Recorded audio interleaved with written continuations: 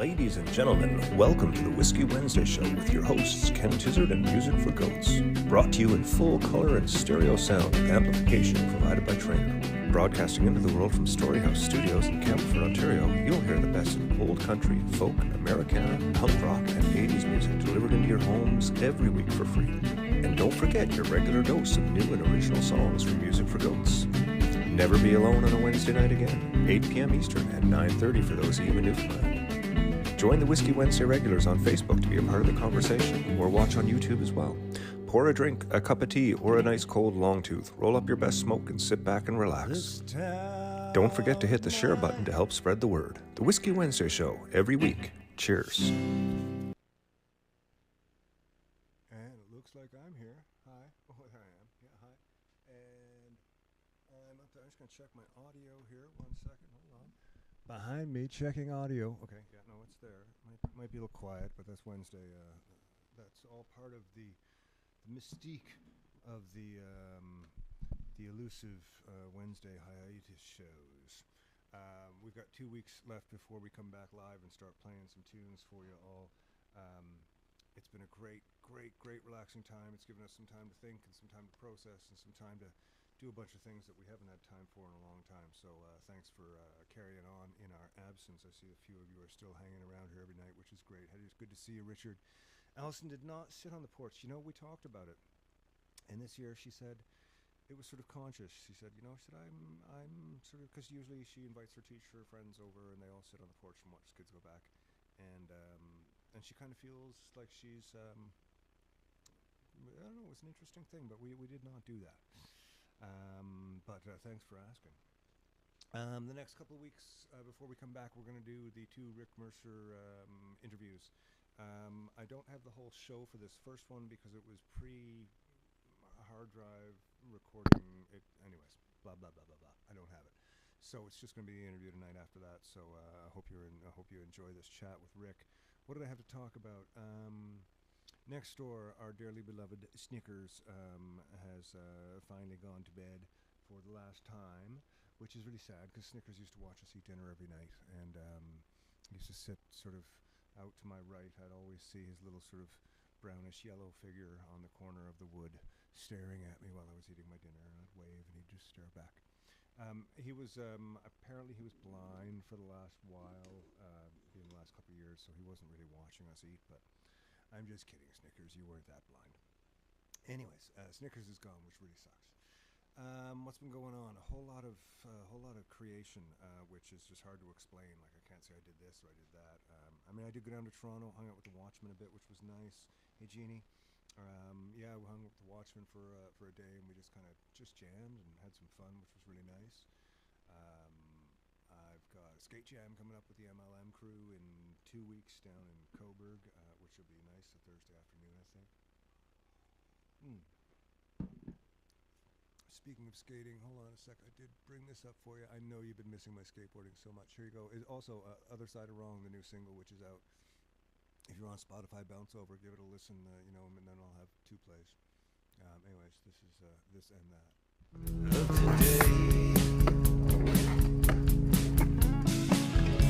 Pitch perfect daddy's girl. You couldn't do no wrong. And he came up beside you, so you played along. 2 kids, nice house on paper, good, but you don't understand. You smile your way through choices, and time slips through our hands. Whatever happened, today's been so long. How did we get here on the other side of wrong? What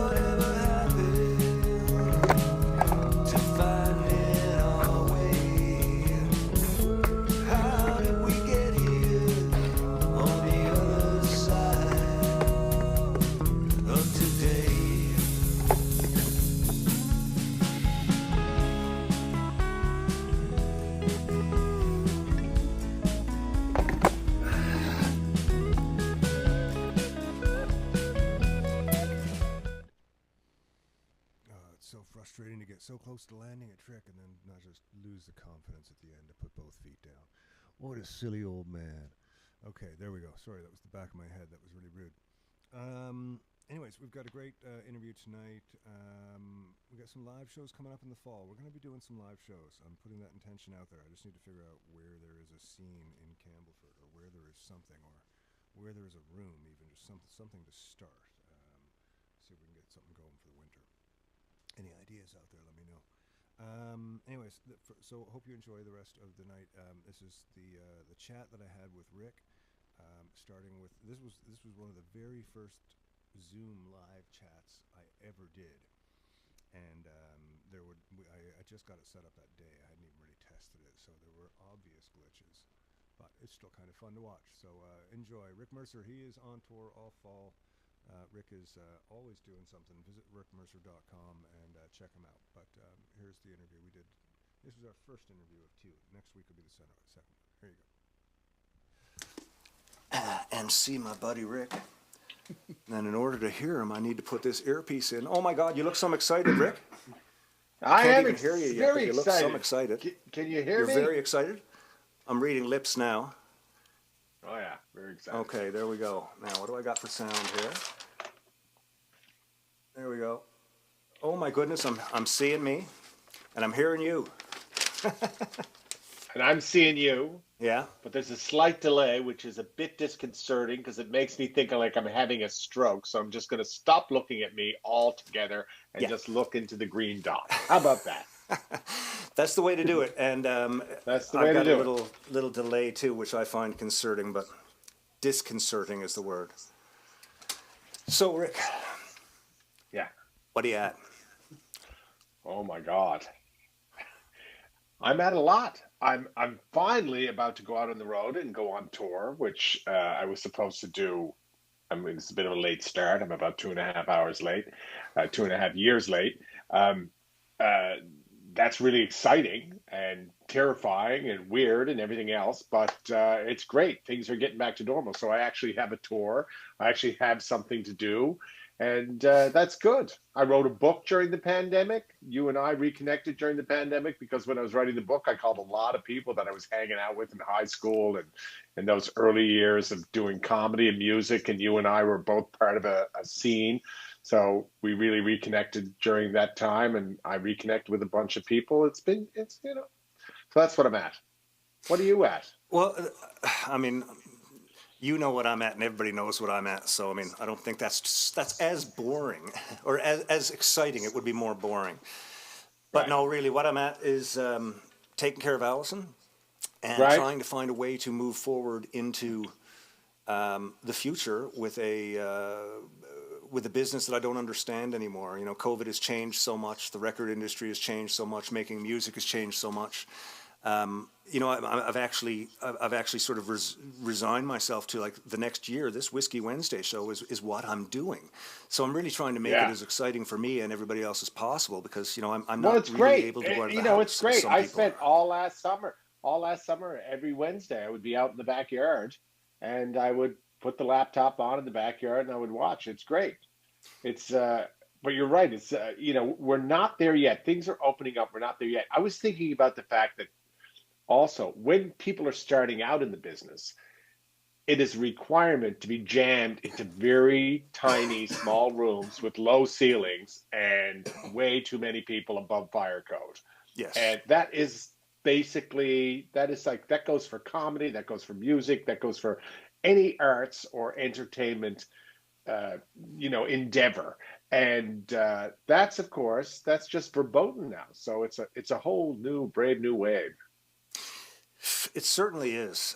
The great thing about it is the way that technology has allowed us to adapt. We've caught on to the tipping point of technology, and we're actually using it effectively now, which is good. Back in the early heyday of the internet, it was all sort of fart jokes and porn. It's grown into a viable place where you can work, so to speak, and not just the internet, but even things like we're doing right now. You're in your office at home, and I'm here at the studio, and we're both talking, and it's going into the air anymore. Who's doing your switching? That's Barry. He's really good. He is really good, isn't he? is really good. The switching is great. It's a great show. It should be on the network. Oh, I say the network. I'm old fashioned. Should be on the network. it But is on the no, network. yeah. But the switching is great. Your lighting is great. It's all great. The sound is great. It's a great show. Oh, well, I appreciate that. Coming from somebody, reading your book. Who knows nothing about sound? Who knows nothing about sound? No, but reading your book again really reminded me how you guys, especially with 22 Minutes, you took it from scratch. You were working out of a trailer. Your set was a desk. You had a very little budget. I've always enjoyed things that come out of that. Most of the most gratifying things in my world have come out of you said it in the book, there was no money, but I was on a show. I had something. And that's the way I've lived my life. And it's fantastic to see that grow. And you've done it so many times. Yeah, and I realized that my failures have always been well funded and my successes have always been drastically underfunded. And I don't know if that's because you just have to step up to the plate and make up for the fact that there's no money. But that's certainly a pattern. Now it could be a coincidence, but it's certainly a pattern. But yeah, the early days of 22 Minutes, there was absolutely no money. The reason why the rant was developed and why they went for the rant, which is where I run around, and talk for 90 seconds into a camera about whatever's going on that week. The reason why they went for it wasn't because they had any great, belief in me as a commentator. It was because it was cheap. It was the cheapest 90 seconds in television, national television, certainly. So, anytime that you had to work within a budget, I somehow thrived in that environment. Although it's not like I'm suggesting, people starve artists to get good work out of them or anything. Of course. But that was it. 22 Minutes certainly didn't have that. I just wanted to show this. You mentioned the book, and I will say, because you're such a hirsute individual, that there's a very, I don't know if you can see it, but it's oh my. I'll have to bring up the weird, just 1 second there. So there's the young Ken Tizzard right there. God. Close. No, there he is. Oh yeah. So that's Clark. God almighty. What's going on here? There you are. Yeah. Not quite. Everything is backwards here. Everything is backwards. I'm the guy on the bottom row in the bandana and the Crass t-shirt. Yeah. And there you are up top with the afro. I had an afro. You were a very clean-cut punk rocker. Sorry, I was a very what? Clean-cut the earpiece punk fell rocker. out of this high-budget operation. Yeah, you were a clean-cut punk rocker, and you always had nice hair. Nice. Okay. Yeah. I don't think my mom would agree with that. No, but by our standards, you're pretty clean-cut. Fucking thing here now, Rick. Sorry. That's Jesus all right. Christ. There we go. I was a clean-cut punk rocker. I kind of was. Yeah. Yeah. I mean, I was dirtier than most. And you dabbled in the theater. I did. Which is why we knew each other, of course. Or, well, we knew each other forever, but you certainly dabbled in the theater as an actor and a musician. Failed as an actor completely. Yeah. No, you didn't. Oh, come on. There's no reason to say that. I think it was a dreadful failure. Well, maybe we did the psychiatric workout together, right? Yeah. And that was good. It was a show. It was called the 20-Minute Psychiatric Workout. Yeah. It changed my life because it was when I decided that I wanted to be a writer and an actor. And Andrew Younghusband was in the show. Ashley Billard was in the show. A number of people in the show and Christine Taylor. Was Christine in the show? No, she was in the next year. No, she was in the next year. But so a number of people who went on to do great things in comedy and in the arts and stuff were involved in that show. And then there was a whole music side of it, and it was your band, Waffet. And all of those people went on to do incredible things as well. It was a crazy time, really crazy. So I got a question, and in my mind, I know where the answer lies, but was it all Lois's doing? Well, Lois Brown was the theater teacher who we were just really lucky to have at the time, because Lois was, I think she's an incredible educator, but she only actually taught high school for about 2 or 3 years, three maybe. And we happened to be there when she was there, and she decided that a theater program should be about kids or young people creating their own shows. Whereas most theater programs, and there's nothing wrong with this, they do musicals. Yep. And I would suggest if our high school was the kind of school that was just doing Grease, even though you were a musician, you probably wouldn't be involved. And I certainly wouldn't have been involved because I can't sing. And so all of the people that ended up involved in Lois's creations, or the collective creations that she, supported, I don't think would have been involved in something like that. And there were a lot of and she actually went out and kind of got people who were at risk, the term they use now, yes. and got Us. them involved in the shows. And a lot of us, I don't think I was at risk, but lots of people were. And it certainly had a lot to do with her, for sure. And I'd say she actually saved a bunch of lives and also put a bunch of people onto the career path in the arts. Yeah. Oh, I give her all the credit in the world. Yeah. Yeah, she's. I see her from time to time. I'm not in regular communication with her, so I haven't had a coffee with her in years. Do you still know her these days? Yeah. Oh, yeah. I do. Yeah. It's like anything, you go through periods where you don't. Of course, after high school, when I started doing one-man shows, Lois actually toured with me as my stage manager at one point, which is pretty funny. But we've remained friends. And, she's an incredible artist in her own right. And probably, like I say, soon after we were out of high school, she decided not to become a teacher anymore. And she just continued her work as a performance artist and a poet and a director and a dramaturge and all these wonderful things. But I often think that it was certainly education's loss, that's for sure, because she was an incredible teacher, no doubt about it. She was an amazing guide, and I know that for me, she brought me where I needed to be. She exposed me to people that she knew would help me to find myself, so to speak. And those relationships are relationships that I still treasure, to this day. Yeah, it was odd. It was a conduit to these downtown St. John's arts community. It certainly was. But you had someone on the faculty that was that conduit. It was pretty incredible. Well, it was Lois who invited me to Tommy Sexton's 30th birthday party, which me and Andrew Younghusband went to. Right. I mean, I will leave that story there. But that's how I met a lot of that crowd. That was the first time I ever met Mike Wade that night. There you go. That's a story for another time, which I've told several times. Yeah. Mike Wade is a regular feature in my Newfoundland talk about, because I don't know how close we love Mike Wade. My partner and I, Gerald and I, Mike would come to our house once a week for dinner, and he was always on his best behavior, except for once. But he was always on his best behavior, and we always looked forward to it. We always had dinner early, and it was great. Mike was a great actor in St. John's, and a great musician, and a great poet, and a lot of things. And he was such a sweetheart when you got him on at the right time of day, for sure. Well, I shared a house with him, so that's how you did not. Well, yeah, I remember 1 Hayward Avenue. Kathy Jones used to live upstairs. You were up there at 1 Hayward? Me and Paula had the bottom ground, and Mike had the upstairs. I knew that. Yeah. Well, Mike, and then Kathy moved Mike died up there, right? I mean, that was Mike's last residence. Yes. Yeah. Yeah. He was in there for a long time. So you and Paula were downstairs, right? Of course. Yes. Yeah. And I played with Mike in his band at the time. Right.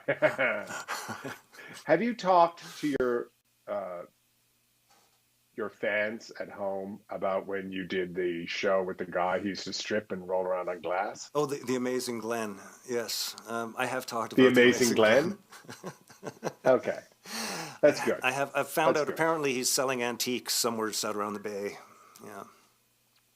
Yeah, well, he always used to, after he used to strip down to his underwear and roll around on the glass, and you guys would be playing Stand By Me, you, of course, playing bass, Stand By Me. It's one of the greatest bass riffs, and it would just go on and on. I mean, how long would you play the bass for Stand By Me? I mean, it was 12 minutes, 12 minutes. Yeah.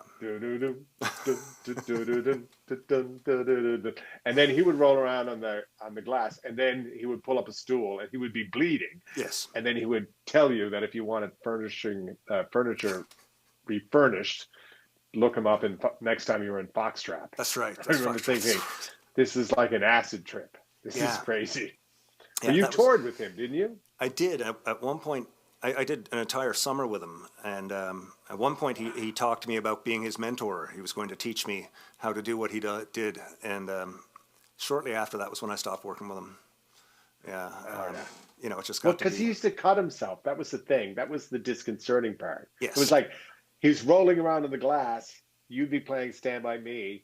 And then you'd go, oh, my God, how is he not cutting himself? But and then you realize he was.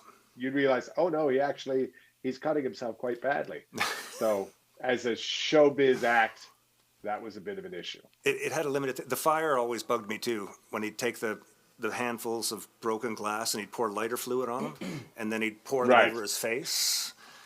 Yeah. Yeah. But and it was weird being on the road with him, too, though. I bet. Yeah. I keep those stories to myself just because it was weird as hell. You were a kid, too. I was 16, yeah. Yeah. Yeah. We were all just kids. On the road with the amazing Glenn. That's too funny. Yeah. Yeah, that was a weird time and place, man. But, you know, Newfoundland was like that. I mean, everything I remember about Newfoundland is so different than what I imagine the world is like now. I mean, getting up and going to school was an adventure, you know, going through the woods, crossing the sewer grates, running from the people from Chalker Place so you didn't get beaten up. This was all before you got to school in the day.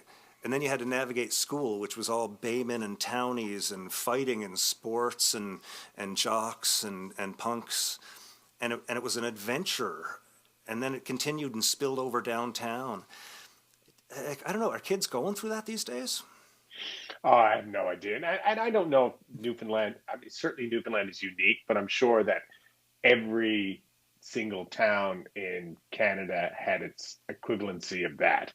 And God knows people had to dodge bullies and make their way to school under all sorts of different circumstances. But yeah, I in hindsight, I consider myself incredibly lucky that I got to go to school when I did, where I did. Mm-hmm. And I don't know what kids are up to these days, but I don't know either. Yeah, but I certainly look back with fond memories, even though at the time I didn't. I mean, I felt like I was in hell half the time, of course, the way young people are.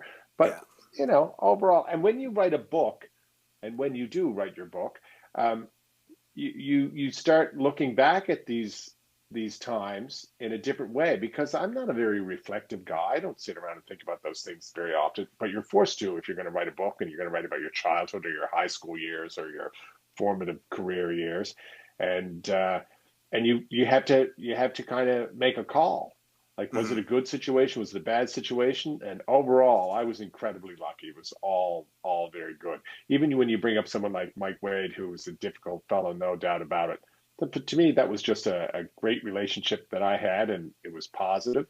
And for the most part, I was really lucky. I just crossed paths with people that really helped me in lots of ways creatively, and yeah, it was a good journey. It was a great time. Not over. I mean, I got even the bullies, you know, I mean, it was part of the adventure. It was part of the excitement. I loved growing up in Newfoundland, and I love being able to say that I grew up in Newfoundland, because it's a badge of honor for me, you know. I just there's something about it that was wonderful. And I don't know if it's just reflecting youth, if everybody feels that, you know, if you grew up in Oshawa, you feel the same way. I don't know. I think so. I think for the most part, people do. I'm always surprised when I meet people who, I guess I'm not surprised, but I feel terrible for people who you meet and they talk about somewhere where they grew up and they've just never gone back and they don't want to go back and they have no interest. And I understand that's a real thing, but I know very, very few people. I'm trying to think of who I know from Newfoundland who feel that way. So we were pretty lucky. There's no doubt about it. It was a good time to be in St. John's too. It certainly was. We had a great game. Yeah. So these days, you're completely on your own. You're in Toronto. Yeah. You've been through a massive list of things that you've wanted to do and do. And now you're getting ready to go out on tour. Is this stand-up? Yeah. I did a Just for Laughs comedy tour, and it was coincided with the launch of the Mercer Report. So that we're talking 17, 18 years ago. And I went all the way across the country with 5 great stand-ups from the United States, from the UK, some from Canada. And I loved it as an experience. But I was in awe of the stand-ups, Mm-hmm. big rooms, 1,000-seat rooms. I was in awe of the stand-ups. I was the host, and I was used to hosting things, but I wasn't doing stand-up. I was doing a little bit. I was dipping my toe in. And I thought I would love to do this again sometime, but I would love to do it as a stand-up. And then the TV show came along, and the next 16 years, I never thought about it. And then once the TV show was over, I decided I was going to do it. And I contacted my buddy, Greg Eckler, who I worked on the Mercer Report with. And he's a great stand-up. And he was like, if you're going to do this, we got to go into the clubs. And it was like he was like the the coach in Rocky. Like, we got to go back to the clubs. And he was bringing me to rooms that had 14 people in them, and 6 of them are drunk and not paying attention, and just getting up on stage and working up stand-up. And then I went out on the road and I had real stand-up. I did 20-minute sets every night, twice a night. And now I'm going out again. And I'm really looking forward to it. It's a big learning curve. It's something that I did after 50, which is weird because a lot of people start in stand-up and then they look for the off-ramp to get to television or whatever. Whereas I was never in stand-up. I did television, and now I've discovered a different off-ramp, and I'm kind of reverting and doing stand-up. But I'm really looking forward to it. There's no doubt about it. That's cool. And how long is the run? I'm out on the road for like a month, easily. Yeah. Like I start April. I've got a clipboard here.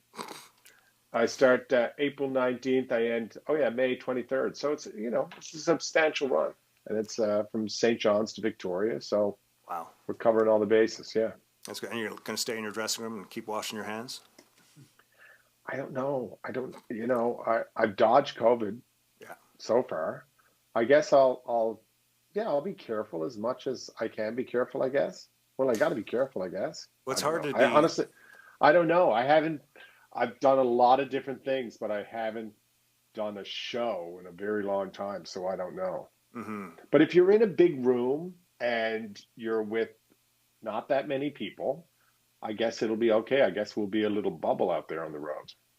That's how it was when the Watchmen played last weekend. Yeah, some horrible showbiz bubble. Doesn't sound horrible. It sounds like a blast. I think it'll be good. I'm really looking forward to it. Yeah, well, I think that's great. And this book that I've got here, Rick Mercer, Talking to Canadians. And I'm sending you a signed copy tomorrow. That's fantastic, because Allison's setting up a sticky contest. note is on my kitchen table. Good Lord, you got sticky notes. You're so much more organized than me. Oh, yeah. Send book to Ken. Well, that's great. Thank you. This book ends prematurely. Is there a part 2 that's going to get into the other stuff? Well, I'm no fool, Ken. I ended the book. Actually, I didn't know anything about writing a book. I actually Googled how to write a memoir. And my editor said, don't write it chronologically. But I figured, well, I can't wrap my head around not writing it chronologically. So I started chronologically. Of course. And then he just told me to stop. And when I stopped was when I moved to Toronto to start the Mercer Report. So yeah, I think there'll be a second book, and it'll be about those years because it's 16 years, and that will very much be like a travelogue. I mean, I felt the Mercer Report was like a love letter to Canadian towns and what people are doing in Canadian towns and Canadian, artists and lots of different things. But it was a very different experience than anything I had in the first part of my life. So yeah, that'll be the second book. Will be the Mercer Report years. I'm really excited to read that. It took me a long time to read this because I read the same sentence like 8 times and then I go to the next That's sentence. okay. I get it. I hear you. But I did get through it. And I mean, I don't know much about politics in the news. I never have. But this And I mean, everything in your career has always been so funny, regardless whether you're up to date on stuff or not. And I found that translated in the book. I was laughing. I was laughing in bed. Good. Like, it's a hard. That's got to be a hard thing to do. Well, I don't know if it's a hard thing to do, but it was the one thing that I said to my editor, and he's this guy, Tim Roster. And the thing I loved about Tim, or the thing I like about Tim, is that he grew up in England. He's a Brit. He's lived here for 12 or 14 or 15 years or something. But because he had this whole other life in England, he wasn't aware of, well, he doesn't know much about growing up in Newfoundland or what was happening in politics in Canada in the 80s or 90s. And so he was a great sounding board because I didn't want anything that wasn't funny. End of the day, that was it. Like, I wasn't writing an important book. I just wanted a book that was funny. I had a story to tell, but I wanted it to be funny. And so he was a great sounding board that he could say, no, this is funny, even for a guy who wasn't around when Stockwell Day ran for the leadership of this party. This is still funny, even though I'm from England. So that was really important. And I've always enjoyed mining politics for humor. It was always my sport. Like, I didn't follow baseball the way some kids did or hockey. Like, I was just always interested in politics. And so the fact that I could merge my only two interests, which was comedy and politics, together was a great gift. No doubt about it. Well, you've made an entire lifetime out of it. It's so fantastic. I did put a thing out today saying, anybody got any questions for Rick? And two questions came up repeatedly. The first one was, when are you running for prime minister? Right. And I'm sure you get asked that question a lot. I don't know if you have a stock answer or not, or if it's something you're even talking about.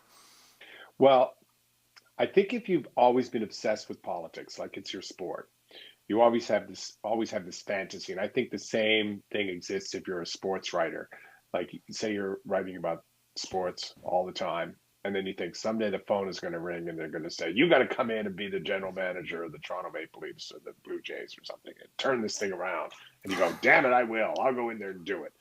So I always, in the back of my mind, because I was interested in politics, I always thought, oh, there could be a time when I might want to go into that world. But now, honestly, I always thought that the older I got, the more appealing it would be. But now, at this point in my life, it's less appealing than at any other time in my life. It's not a world that I have any interest in spending any more time in. And I spent a lot of time around it, and covering it, and talking to people in it, and I know a lot of people in it. And I found it endlessly fascinating for a big part of my life, but now not so much. That makes sense. Yeah, I just don't answer. really want to go there. Yeah. Never say never. I'm all for people who are in their 70s. When I was a very young man, I would say, we need more young people. Now, as I'm getting older, I'm like, we need more 70-year-olds. We just need more people our age, whatever that age is. Maybe that's it, yeah. Could be. The other thing people were wondering about is, do you miss talking to Americans? Like, how long has it been since... How long has it been since you've done, like, talking to Americans? And do you miss it? Oh, it's been a long time. I never thought about it for the longest time until when I was writing the book, someone offered to transcribe the special for me. And I said, sure. And I didn't think it would really be that useful, but I thought, okay. And then I read it and I really found it very, very funny. And I hadn't thought about it in a long, long time. I don't think I know I'll never do it again. And I miss it in the sense that it was the best job, one of the best jobs I ever had. I mean, I was on the road with two guys that I loved, and we enjoyed eating well, and we could travel literally every week to any city in the United States, anywhere we wanted to go. All we needed was American people. Of course, they were everywhere. So we literally started going to cities based on restaurant reviews. We were like, oh, read about this place. This is amazing. Let's go there. All right, we'll go there and talk to Americans. It was a great gig. And the producers had no idea what was really going on. We always told them it took a good 12 hours to get a piece, and it actually took 2.5. So we would have our afternoons off. We'd go to Chicago, go to Wrigley Field, see a ball game, go have a meal, come back and go, we're exhausted. And we really banged off a piece in 2.5 hours. So it was a great, great gig. Yeah. And I got to see all of the United States, and I got to geek out and visit Capitol buildings and all that stuff. But I don't think you could do it now. I think it was a very different time. I think people were, they weren't as suspicious of people with cameras and microphones. I mean, I would stand there as a young man in a suit and slicked hair, and, my cameraman had a big camera, and then my producer would be standing next to him, and he looked like out of Central Casting, what a producer would look like. And no one ever thought for a minute that we were anything other than a news show. Right. And I think now people are very suspicious, and I just don't think it would happen. And plus, I don't have any interest in being in the States very much at all, let alone working down there exclusively like that. I'm getting that from people more and more. It's this weird time. Yeah. I don't really have much interest in leaving the house, Yeah, that's it. I love New York City, and I was really lucky to spend a lot of time just visiting New York City and seeing theater, which is my favorite thing in the world. And I don't want to criticize the people of New York City, but yeah, there's no doubt about it. There's a whole kind of thing that's going on now where a lot of people are probably not as eager to be in the States as they used to be. I don't know. I hear that from people all the time. I've always heard that, the general disdain for Americans or America. Now, I've been to the States in the last 15 years several times. The people I'm meeting are just, they're not that. I'm going, and maybe it's the communities I hang out with. There's just great people. The one thing that I do dislike about talking to Americans, and it was such a great thing for me personally, and it was so helpful to my career, and I do believe it was funny, but anytime they read more into it than is actually there, and they see it as an anti-American thing, which it wasn't. It was a play on that original joke from the 50s when people would show up at the border looking for the ski hill in August. It was a different time, and it was good fun, really. It was YouTube, so you go, oh, these people will never see this. And I mean, it's tough. There's a lot of people in America. What is it, 350 million people? I got to think that, and the vast majority of them, I would love to sit down and have a beer with them. Exactly. I believe that's true. Yeah, I'm not sure why whatever. We don't need to get into talking about that. I don't even know anything about politics, let alone to start a conversation about that crap. Anyways, so you're going on tour. I just want to look at my notes here. There was a few things I wanted to talk about. I think I got everything. You're going on tour. Well, we covered the Amazing Glenn. We covered the Amazing Glenn. We covered Lois Brown, and we mentioned Mike Wade. That seems like a full conversation, really. I know, absolutely. Is there anything you need to? I'm just going to see here online if any of the people have direct questions for you as I scan through there, Rick. At this, Charmaine Penny says, loved the book. Thank you, Charmaine. We've got some people asking if you'd come to West Bend for a comedy show. I already talked to them about that, but I think the tour is booked.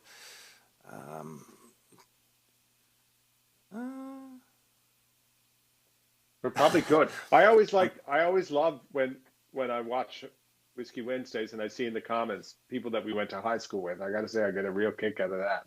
Of course, that is not amazing for me. High school with, but it's always fun.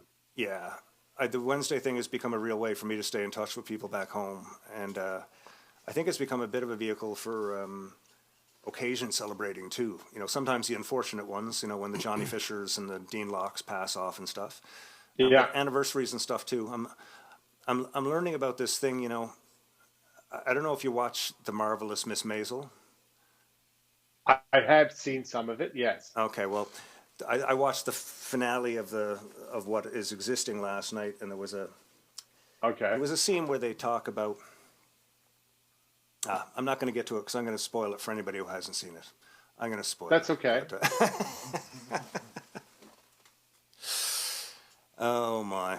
Well, Rick, it's been lovely talking to you, man. I can't believe you came on the show. This is like, I got this little thing happening in my bedroom. What else am I doing?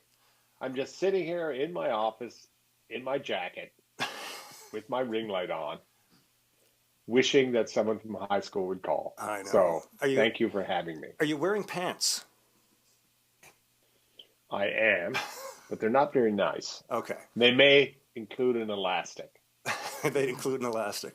Some of my favorite people But wear listen, pants with elastics. you're a very dapper band. You're wearing a tie. Yes. Two of you in the band are wearing ties. Two You're of a us very are. dapper band. And it's so great, even though I don't know Steve, it's so great to see him behind the drums and doing well. Mm-hmm. And I love the band, and so I'm thrilled to be on the show. Wow. It's awesome, man. It's great to have you. We learned a song for you. When you first watched the Whiskey Wednesday show, you said to me, do you know David Whiffen from Ottawa? And Yes. I did some research, but last week when we were talking, you mentioned a song called Coast to Coast Fever. Yeah. So David Whiffen, I was spending time in the Gatineau outside of Ottawa Right. with friends of my partners, and they're all Ottawa Valley guys, and they were big into Ron Hines, and I was playing Ron Hines, and they liked Ron Hines too, and then they suggested that David Whiffen was their Ron Hines, and I can remember thinking, well, we'll see about that, and we put the record on. It was vinyl. It was David Whiffen, Coast to Coast Fever, and in many ways, I believe he is, because as you know, everyone from Newfoundland and Labrador and your fans certainly know how much we admire Ron, and we believe that he should be there with the Jonies and the Neils, and he belongs there. But David Whiffen is one of those characters, and I don't want to speak for anyone in Ontario or who were fans of his. I think he had a lot of fans, but certainly in my generation, I'd never heard tell of him. And the Coast to Coast Fever album, pretty close to perfect as far as the singer-songwriter goes. It's a pretty amazing album. And so that's fantastic. I'm looking forward to this. Well, Rick, we're going to let you go so you can watch the rest of the show and get out of your stiff jacket. I really appreciate you coming on board and getting all dressed up. I wear this until bed. You wear this? And then at 8 a.m. it goes back on. Well, you're looking great, my friend. I'm really, really happy to have you on the show. And I'm going to get out to see you when you're on tour this summer. Excellent. Make sure that happens as well. And All right. we'll be talking to you Thanks for probably having later me. tonight anyways. And I'm gonna log. Yeah, we'll talk later. Exactly. I'm gonna log in now and watch you do Coast to Coast Fever. I'm very excited. Excellent. Okay, we'll talk to you Thanks, soon, buddy. brother. All righty. Cheers. Bye-bye.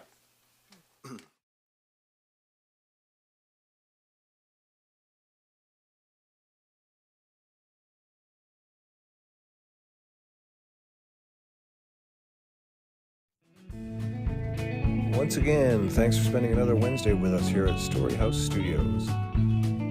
Thanks to Trainer, Yorkville, and the Longtooth Beverage Company for being a part of the show. We love our time on the Whiskey Wednesday show and appreciate all of your support. Don't forget to hit up the tip jar if you feel so inclined. Never expected, but always appreciated.